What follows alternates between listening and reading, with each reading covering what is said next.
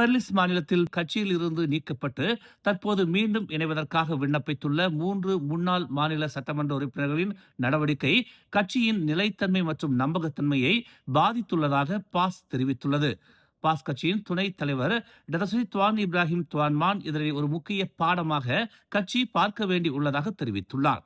சம்பவம் குறித்து வருத்தம் தெரிவித்த அவர், தற்போது முக்கியமாக கவனம் செலுத்த வேண்டியது இந்த நிகழ்வில் இருந்து பாடம் கற்றுக்கொண்டு கட்சியை மேலும் வலுப்படுத்துவதுதான் என கூறினார். 3 முன்னாள் சட்டமன்ற உறுப்பினர்களின் செயல்பாடு பெர்லிஸில் பாஸ் கட்சியின் நிலைத்தன்மையையும் அதிகாரத்தையும் பாதித்துள்ளது. நாம் ஏமாற்றம் அடைந்தாலும் இதிலிருந்து எடுக்க வேண்டிய பாடமே முக்கியம் என்று அவர் குறிப்பிட்டுள்ளார். மீண்டும் கட்சியில் இணைய விண்ணப்பித்துள்ள 3 பேரின் விண்ணப்பங்கள் கட்சியின் வழக்கமான நடைமுறைகளின் அடிப்படையில் பரிசீலிக்கப்படும் என்றும் அவசரமாக முடிவெடுக்கப்படக்கூடாது என்றும் அவர் குறிப்பிட்டார். கட்சியின் முடிவுகள் இஸ்லாமிய வரலாற்றிலிருந்து பெறப்பட்ட வழிகாட்டுதல்களையும் கருத்தில் கொண்டு ஆழமான சிந்தனையுடன் எடுக்கப்படுவதாகவும் அவர் விளக்கினார். பாஸ் ஒரு திறந்த கட்சி என்றும் புதிய விண்ணப்பதாரர்கள் முன்பு நீக்கப்பட்டவர்கள் அல்லது உறுப்பினர் நிலை காலாவதி ஆனவர்கள் என யாரையும் கட்சி தடை செய்யவில்லை என்றும் அவர் கூறினார். மேலும் பாஸின் கொள்கைகளுக்கும் நிலைத்தன்மைக்கும் மக்களின் நம்பிக்கை தொடர்வதாகவும் அவர் சுட்டிக்காட்டினார்.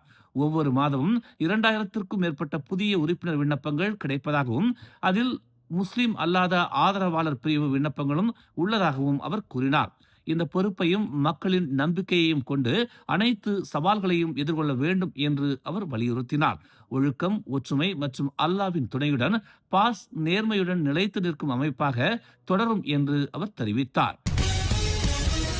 பினாங்கில் கடந்த சனிக்கிழமை தொடங்கி 3 நாட்கள் நடைபெற்ற தைப்பூச விழா காலத்தில் பல்வேறு சம்பவங்கள் தொடர்பாக 8 காவல் புகார்கள் பெறப்பட்டுள்ளதாக பினாங்கு காவல்துறை தெரிவித்துள்ளது. இந்த புகார்களில் 2 வன்முறை குற்றங்கள் மற்றும் 2 சொத்து சார்ந்த குற்றங்கள் உட்பட 4 விசாரணை கோப்புகள் திறக்கப்பட்டுள்ளதாகவும் இது தொடர்பாக 2 உள்ளூர் ஆடவர்கள் விசாரணைக்காக கைது செய்யப்பட்டுள்ளதாகவும் தெரிவிக்கப்பட்டுள்ளது. மொத்தத்தில் 2026ஆம் ஆண்டுக்கான பினாங்கு மாநில தைப்பூச விழா திட்டமிட்டபடி ஒழுங்காக, அமைதியாக மற்றும் பாதுகாப்பாக நடைபெற்றதாக தெரிவிக்கப்பட்டுள்ளது. தைப்பூச விழா முழுவதும் பக்தர்கள், சுற்றுலா பயணிகள் மற்றும் சாலை பயனாளர்களின் பாதுகாப்பை உறுதி செய்ய 1280 போலீஸ் அதிகாரிகள் மற்றும் வீரர்கள் பணியில் ஈடுபடுத்தப்பட்டதாக தெரிவிக்கப்பட்டுள்ளது. மேலும் 4 நாட்கள் நடைபெற்ற இந்த தைப்பூச விழாவில் சுமார் 11 லட்சம் இந்து பக்தர்கள் மற்றும் பார்வையாளர்கள் பங்கேற்றதாக போலீஸ் மதிப்பீடு செய்துள்ளது. தங்க ரதமும் வெள்ளி ரதமும் தங்களது வழித்தடங்களில் சென்றதும் திரும்பியதும் போலீசாரின் கடுமையான கண்காணிப்பின் கீழ் எந்தவித அசம்பாவிதங்களும் இன்றி சிறப்பாக நடைபெற்றதாக தெரிவிக்கப்பட்டுள்ளது. 2026 தைப்பூச விழாவின் பாதுகாப்பு பணிகளில் பங்கேற்ற அனைத்து தரப்பினருக்கும் பினாங்கு காவல்துறை பாராட்டுகளை தெரிவித்துள்ளது. முந்தைய ஆண்டுகளுடன் ஒப்பிடும் போது இது மிகவும் வெற்றிகரமானதும் பாதுகாப்பானதுமான தைப்பூச விழாவாக அமைந்துள்ளது என்றும் பினாங்கு காவல்துறை தெரிவித்துள்ளது. போதைப் பொருள் கலந்த வேப் கார்ட்ரிட்ஜுகளை கடத்திய வழக்கில் ஜொகூர் போலீசார் 2 ஆடவர்களை கைது செய்து 1.19 மில்லியன் மதிப்பிலான போதைப் பொருட்கள் மற்றும் சொத்துக்களை பறிமுதல் செய்துள்ளனர். 25 வயது உள்ளூர் நபர் ஒருவர் தமான் மவுண்ட் ஆஸ்டின் பகுதியில் உள்ள வங்கியின் முன்பாக கைது செய்யப்பட்டதாக மாநில போலீஸ் தலைவர் டாக்டர் அப்துல் ரஹ்மான் ஆசாத் கூறினார். இதனைத் தொடர்ந்து அந்த கும்பலின் நிதி நடவடிக்கைகளை கவனித்ததாக கூறப்படும் 38 வயது சிங்கப்பூர் குடியுரிமையாளர் ஒருவர் தமான் மேலே பகுதியில் கைது செய்யப்பட்டார். போலீஸ் சோதனையில் கெத்தமின் கலந்த 3200 வேப் கார்ட்ரிட்ஜுகள், 960 கிராம் எக்ஸ்டாசி, மேலும் டொயோட்டா கிராஸ் வாகனம் மற்றும் 1,36,500 ரிங்கிட் ரொக்கமும் பறிமுதல் செய்யப்பட்டது. இதுவரை ஜொகூரில் பதிவான மிகப்பெரிய வேப் போதைப்பொருள் பறிமுதல் இது என போலீஸ் தெரிவித்துள்ளது. இருவருக்கும் முன் குற்றப்பதிவுகள் இல்லை என்றும் போதைப்பொருள் சோதனையில் எதிர்மறை முடிவு கிடைத்துள்ளதாகவும் தெரிவிக்கப்பட்டுள்ளது. இருவரும் 7 நாட்கள் ரிமாண்ட் செய்யப்பட்டுள்ளனர். இந்த வழக்கு போதைப்பொருள் சட்டத்தின் கீழ் விசாரிக்கப்பட்டு வருகிறது. தேசிய ஒற்றுமை, அமைதி மற்றும் நிலைத்தன்மையை பாதிக்கும் வகையில் மத உணர்வுகளை தவறாக பயன்படுத்தும் கூட்டங்கள், கருத்துகள் மற்றும் இயக்கங்களை மலேசிய இந்திய மக்கள் கட்சியான MIPP கடுமையாக கண்டித்துள்ளது. வழிபாட்டு தலங்களை சட்ட விரோதம் என முத்திரை குத்துவது பொறுப்பற்ற செயல் என்றும் இது இனம், மதம் மற்றும் அரச மரபு போன்ற மிகவும் உணர்வு பூர்வமான விஷயங்களை தொடும் செயல் என்றும் கட்சியின் தகவல் பிரிவு தலைவர் மற்றும் இளைஞர் பிரிவு தலைவருமான ஜஸ்டின் பிரபாகரன் தெரிவித்துள்ளார்.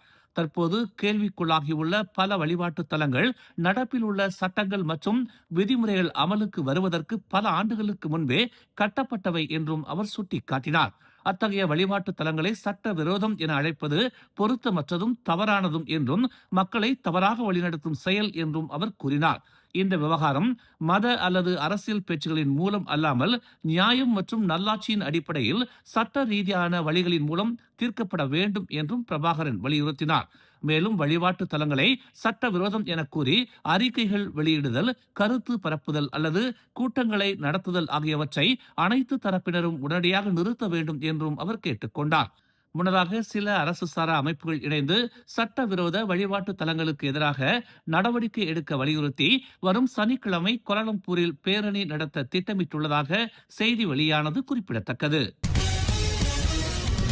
சிங்கப்பூரில் இயங்கும் மலேசிய டாக்ஸிகள் ERP 2.0 எனப்படும் புதிய மின்னணு சாலை கட்டண முறைக்கான OBU கருவியை கட்டாயமாக நிறுவ வேண்டும் என்று சிங்கப்பூர் அரசு அறிவித்துள்ளது.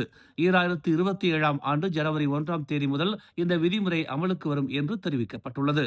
இதன் மூலம் வெளிநாட்டு வாகனங்களுக்கான கட்டண வசூல் மற்றும் கண்காணிப்பை எளிதாக்க முடியும் என்று செயல் போக்குவரத்து அமைச்சர் ஜெஃப்ரி ஜியோ தெரிவித்துள்ளார். OBU கருவி இல்லாத வெளிநாட்டு தனியார் வாகனங்கள் தற்போதைய நடைமுறையைப் போல தினசரி 5 சிங்கப்பூர் டாலர் கட்டணம் செலுத்தலாம் என்றும் அவர் தெரிவித்தார். சிங்கப்பூரில் பதிவு செய்யப்பட்ட அனைத்து வாகனங்களுக்கும் OBU கட்டாயம் என்று தெரிவிக்கப்பட்டுள்ளது.